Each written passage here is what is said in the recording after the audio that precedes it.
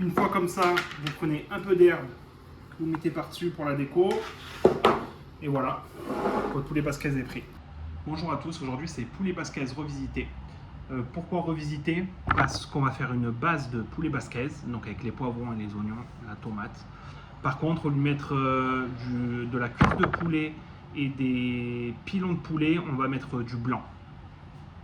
Alors on va commencer par éplucher les légumes. Il va nous falloir des oignons. Moi j'ai pris 2 oignons. Une fois les oignons épluchés, on va les émincer.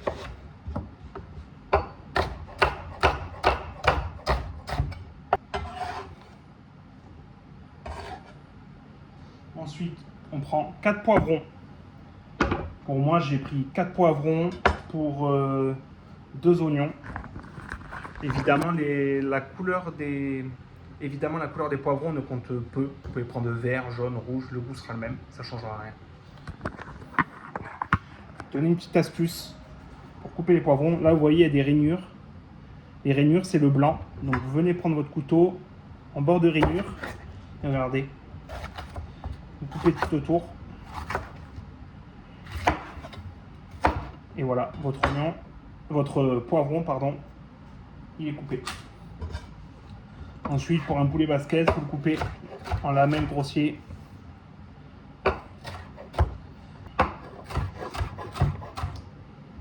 Une fois vos légumes coupés, on va passer au poulet qu'on va faire revenir dans un faitout que j'ai préparé.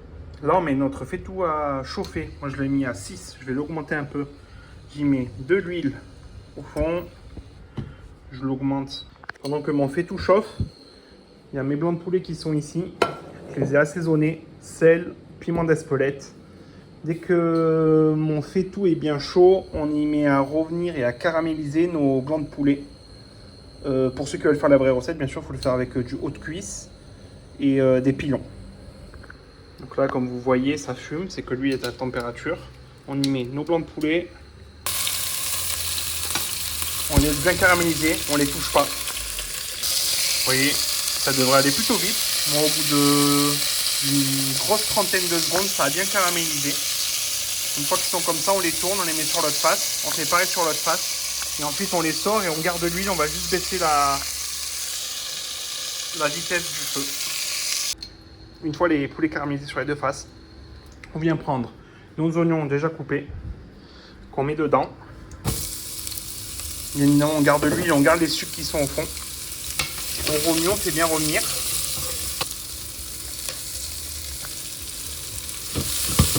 Une fois nos oignons caramélisés, on y prend nos poivrons qu'on y met dedans.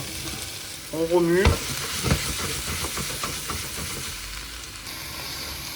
Pendant que nos poivrons reviennent comme il faut, on va s'ouvrir une boîte de tomates. On va se préparer sel, piment d'Espelette et des quelques herbes. Une fois les poivrons bien revenus, on va y mettre la sauce tomate. Pour moi, c'est sauce tomate en boîte, mais vous pouvez mettre soit des tomates entières, soit comme moi, acheter une sauce tomate toute prête. Y mettre le mélange dedans, ail, sel, piment d'Espelette. Vous remuez le tout. Une fois la sauce tomate mise, on y met 3 branches de laurier, 3 branches de thym. Le poulet, on le mettra un tout petit peu plus tard, comme c'est du blanc, c'est un peu plus rapide à cuire. Donc là, on laisse compoter une grosse demi-heure et on viendra mettre les blancs après. Et j'ai oublié, il faut mettre de l'eau ou du bouillon à hauteur de nos légumes et du poulet cilié.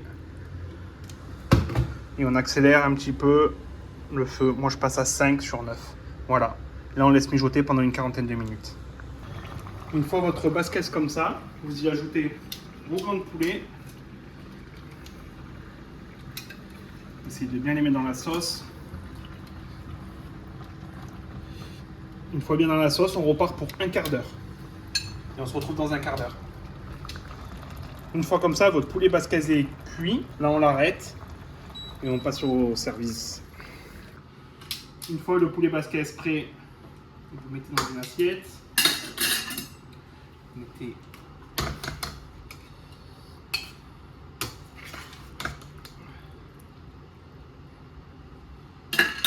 n'oubliez pas d'enlever les branches, bien sûr. Vous mettez votre poulet par-dessus. Une fois comme ça, vous prenez un peu d'herbe que vous mettez par-dessus pour la déco. Et voilà, votre poulet basquez est prêt.